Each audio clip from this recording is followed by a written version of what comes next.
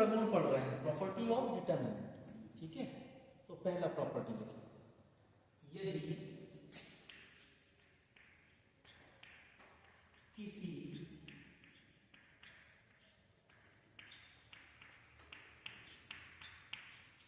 सारणी के किसी भी रो अथवा कॉलम, ठीक है ना, किसी भी रो अथवा कॉलम के सभी अवयव या एलिमेंट्स शून्य है, तो उस सारणी का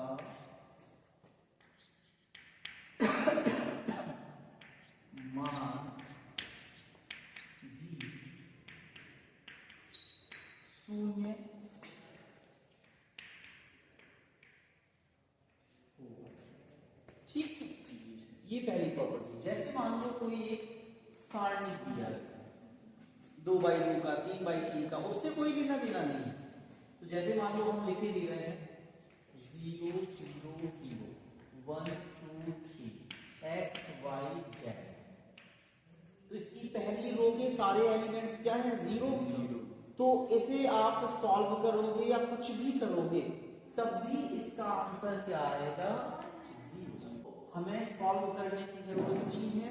अगर हम प्रॉपर्टी से इसे लगाएंगे तो हम अगर देखेंगे कि कोई भी कॉलम या कोई भी रो के सारे एलिमेंट्स 0 हैं तो सीधा आंसर लिख देंगे कि 0। ठीक,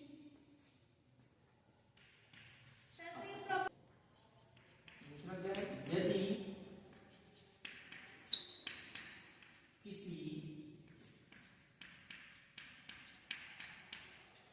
सारणी के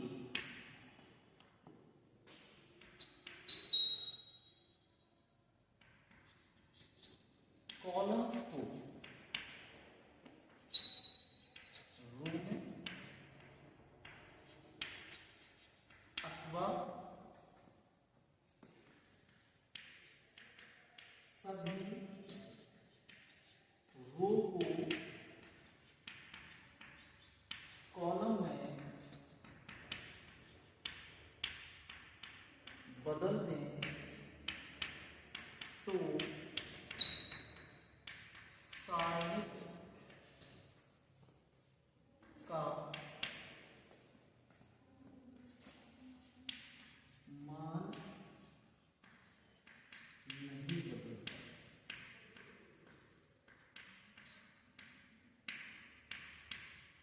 कहने का मतलब है कि अगर हमें कोई सिचुएशन लगी और लगा कि इसके जो रो लिखे हैं वो रो ना होते कॉलम होते तो ज्यादा बेटर होता, हमें ऐसी सिचुएशन लगेगी तो आप चेंज कर सकते हैं, उससे उसके आंसर पर कोई फर्क नहीं पड़ेगा। नहीं आई बात? कहने का मतलब है जैसे मान लो आपका एक सारणी दिया गया है, कुछ भी हम लिख ले रहे 1 2 3 x y z a b c, ठीक है। हम ये है उसकी रो, हम रो को क्या बना दें? कॉलम बना दें। 1 2 3 पहली रो पहला कॉलम बन गई, दूसरी रो दूसरा कॉलम बन गया, तीसरी रो तीसरा कॉलम बन गया, तब भी इसका आंसर वही है। या हम दूसरे शब्दों में कह दें ये कॉलम है, इन कॉलम को हमने रो में बदल दिया है तो भी कोई फर्क नहीं पड़ेगा, जैसा आंसर पहले आ रहा था वैसे ही आंसर अब भी है। तो अगर हमें जरूरत महसूस होती है तो हम कर सकते हैं। ठीक है, चलो तीसरा प्रश्न।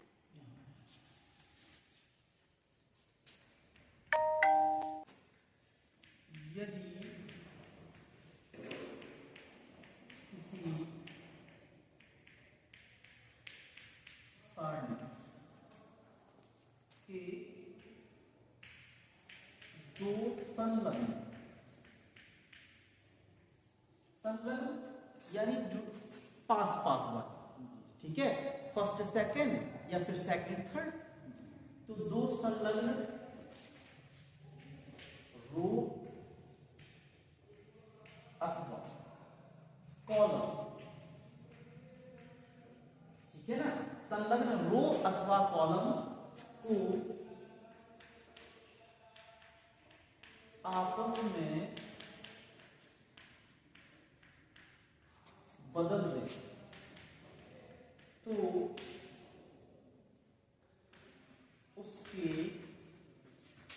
मान में कोई भी बदलाव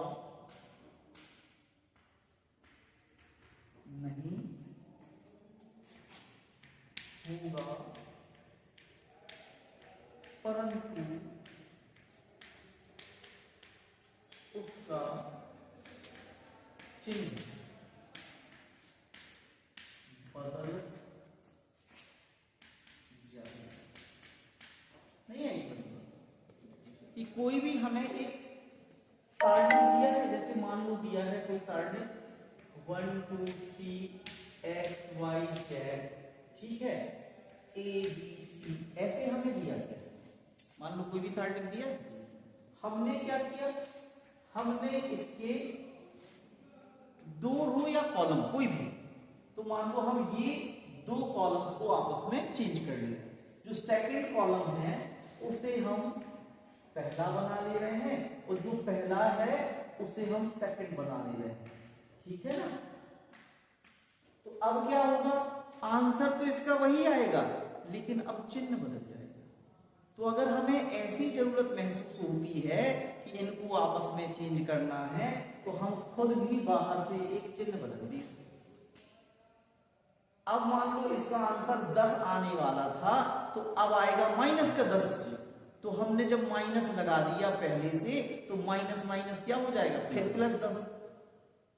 तो जब हम ऐसा करेंगे तो हम खुद भी चिन्ह बदल लेंगे, क्योंकि आंसर चिन्ह बदल के आएगा, तो अपने आप इस चिन्ह की वजह से ज्यों करते हो जाए, ठीक है। यदि किसी सारणी की दो रो अथवा कॉलम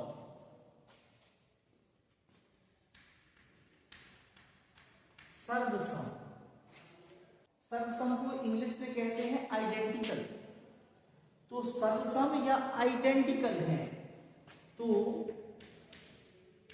उस सारणी का मान कितना होगा, शून्य होगा,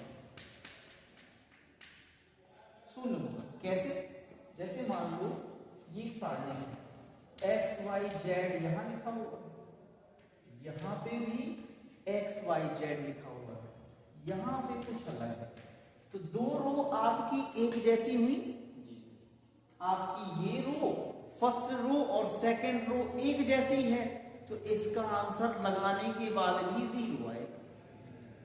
अगर आप लगाते हैं तो भी इसका आंसर क्या आएगा, 0 आएगा। तो हम सकते हैं, अच्छा पेपर में शुरू से तो ऐसा नहीं देगा, जब हम संक्रियाएं करेंगे तो आगे चल के क्या हो जाएगा, ऐसा बन जाएगा। अब वो शुरू से थोड़ी देगा कि आपको जो करते हो दे दिया 0 लिख दो, आप करोगे थोड़ी देर के बाद तो फिर ऐसा बन जाएगा, तो हम उस स्टेप पे लिख देंगे, क्योंकि ये वाली प्रॉपर्टी लग रही है तो इसका आंसर कितना होगा, 0, ठीक है ना। अब जैसे हमने अभी रो की बात करी, ऐसे कॉलम में भी हो सकता है, ये आपकी यदि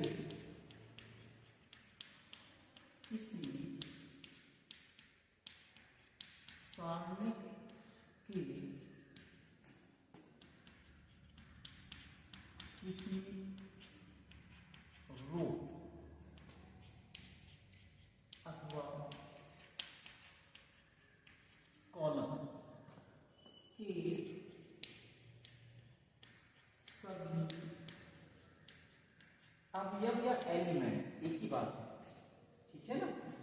सभी अवयवों में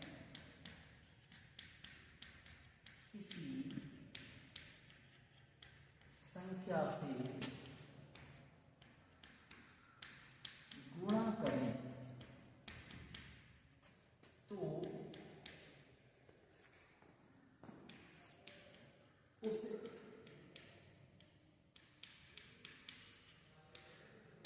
सारणिक का मान भी उतने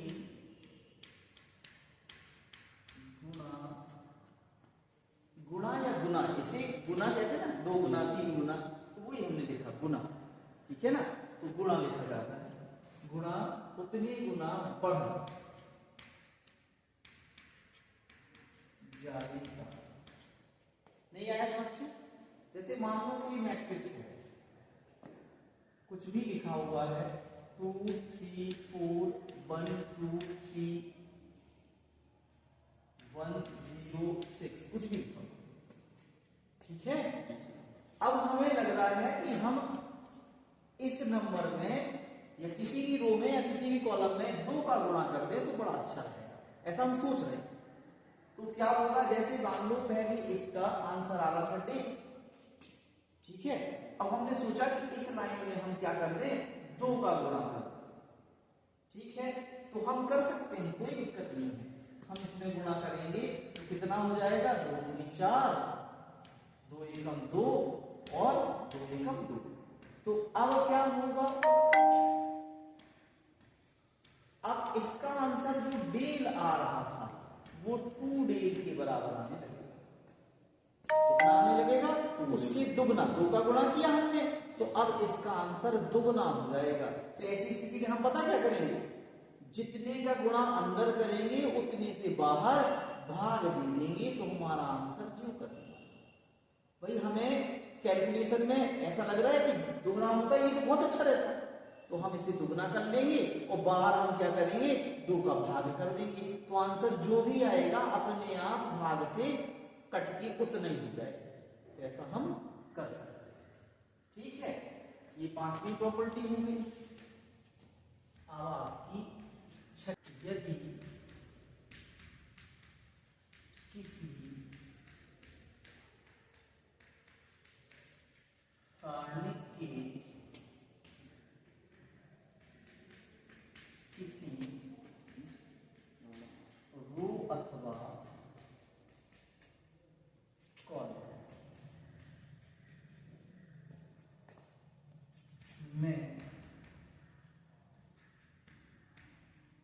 कुछ राशियां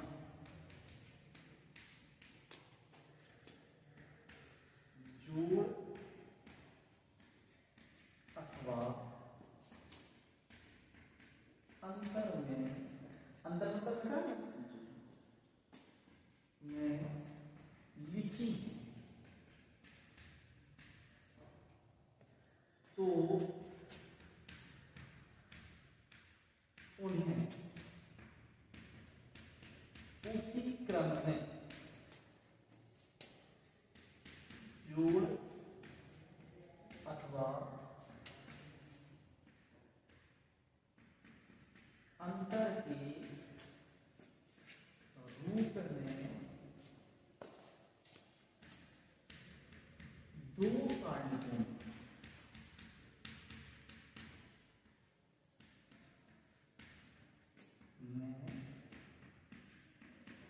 लिखा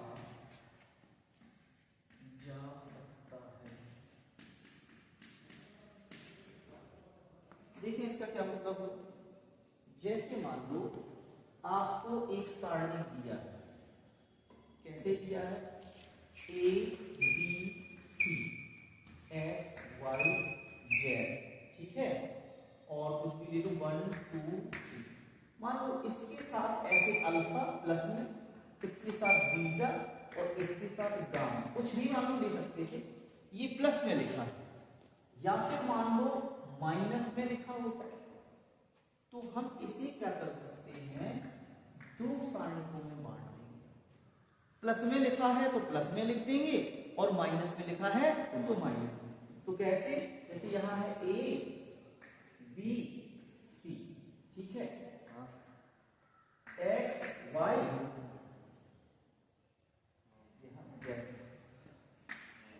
और 1 2, तो यहाँ हम प्लस और माइनस, अगर प्लस लिखा होगा तो प्लस लगाएंगे, माइनस लिखा होगा तो माइनस लगाएंगे, और यहाँ क्या हो जाएगा आपका अल्फा बीटा और गामा, तो बाकी एक्स वाई जेड जो करते हो 1 2 3, तो हम ऐसे भी लिख सकते हैं।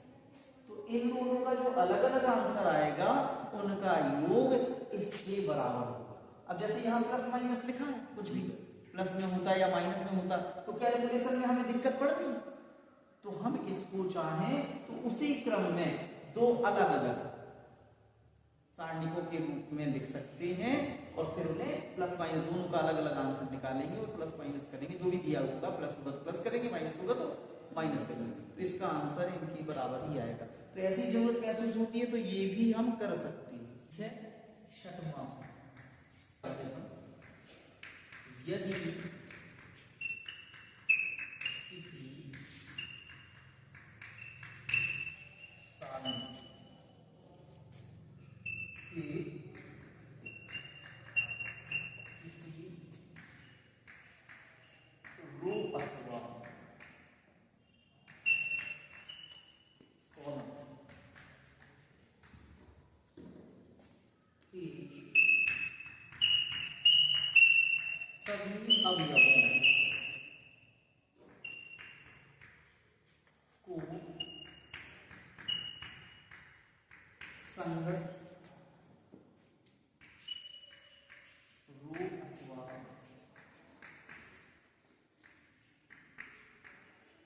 कॉलम के सभी अवयवों में किसी